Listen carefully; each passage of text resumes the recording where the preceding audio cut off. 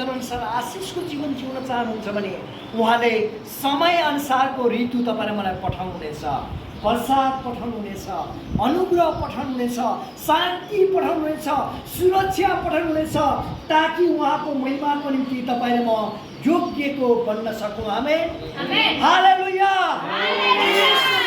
उहाँको महिमाको निम्ति तपाईँले मलाई आशिषित बनाउन चाहनुहुन्छ। त्यही परमेश्वरको आशिष चाहिँ तपाईँले मेरो जीवनबाट हराइरहेको छ, कारण परमेश्वरको वचनअनुसारको जीवन नजिएको कारणले हो। त्यसकारण प्रियहरू, यो वर्ष आज तपाईँ पनि प्रार्थना गरौँ, परमेश्वरको सामुमा आफूलाई स्वीकार गरौँ। प्रभु, यदि 2082 मैले नराम्रो काम गरेको छैन, प्रभु मलाई क्षमा गर्नुहोस्।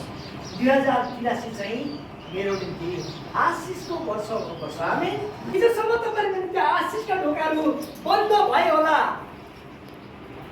आशिषहरू रोकियो होला, तपाईँले मैले आशिष थाप्न जानेनौ होला, तर 2083 चाहिँ तपाईँले मेरो निम्ति आशिषको वर्ष हुनुपर्छ। आमेन।